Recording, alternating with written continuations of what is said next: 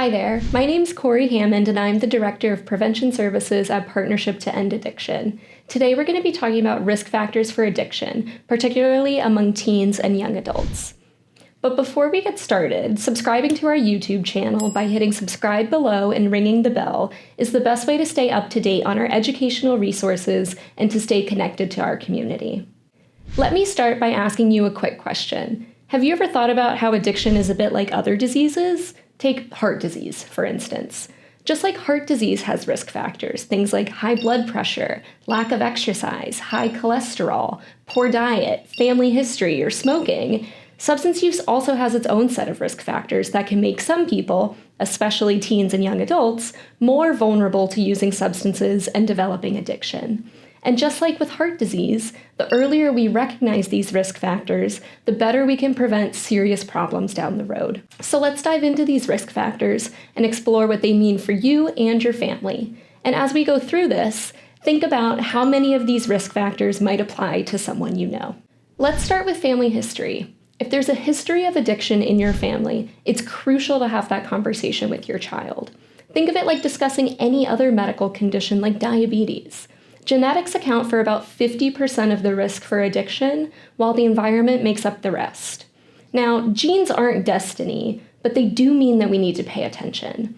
Knowing that addiction runs in the family can help your child be more aware of their choices when it comes to substance use and the potential consequences. Here's a question for you. Have you ever talked to your child about your family's medical history? And if so, did addiction come up? But don't wait, the earlier these talks happen, the better. Next up, let's talk about mental health.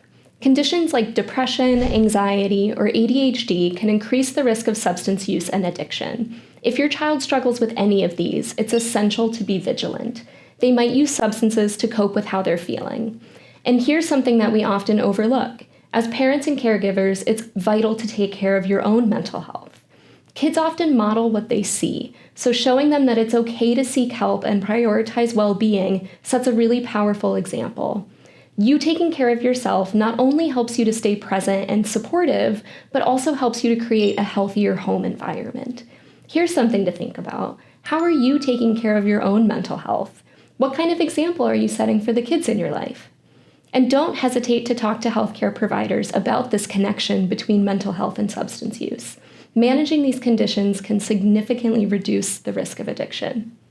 Teens who frequently take risks or have trouble controlling impulses are at a higher risk for substance use problems.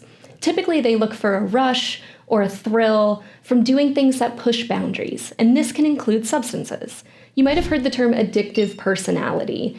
This often refers to people who have difficulty resisting risky behavior, though there's no actual medical diagnosis for this. Think about risky behaviors you might have noticed in your teen. How do you handle it when they push boundaries? As parents, if we know what's motivating teens, we can help them to push boundaries and meet their needs in safe ways.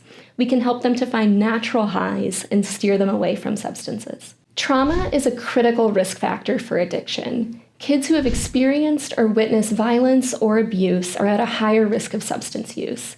Traumatic events can also include the loss of a loved one, accidents, or experiencing natural disasters. Think of all of the wildfires, flooding, hurricanes, and tornadoes that are wreaking havoc on people's lives.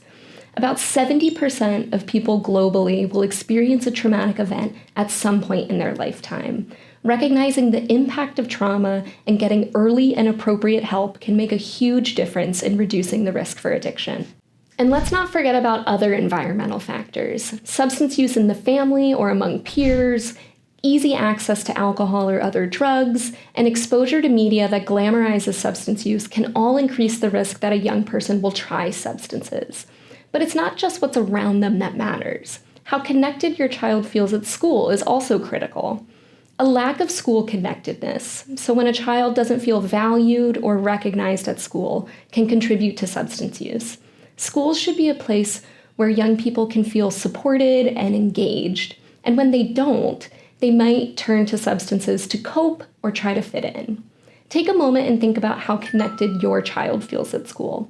What can you do to help them feel more valued? Maybe they need to join a club, find a mentor, get tutoring support, or be connected to a teacher or a coach who could be in their corner. Family conflict is another risk factor to consider. Homes where there's frequent yelling, disrespect, or a lack of emotional safety can push teens towards substance use as an escape. It's crucial for families to work on healthy communication and respectful ways to resolve problems. In addition, the age at which a child first tries substances is one of the strongest predictors of addiction. The earlier they start, the higher the risk. So delaying that first use is incredibly important. Why? Because the teen brain is still developing and will continue to develop until their mid to late 20s. Substance use can disrupt the way that the brain develops, causing problems with thinking skills and memory, and for some can lead to addiction. Research shows that if a teen uses substances before the age of 15, they have a 1 in 4 chance of developing a substance use disorder. Whereas if they wait until they're 21, that risk drops to 1 in 25. So the message here is delay, delay, delay. So what can you do? Focus on preventing and delaying substance use for as long as possible. Address any underlying risk factors and work on helping your child develop good coping skills, good mental health, and good relationships. Remember, a supportive environment is one of the best protective factors that you can provide. What steps can you take today to help provide that supportive environment? Thanks for watching. Let's keep the conversation going. Drop your thoughts or your questions in the comments below. We know that there's not one magic solution to raising healthy, resilient kids, but partnership is here to help you along the way.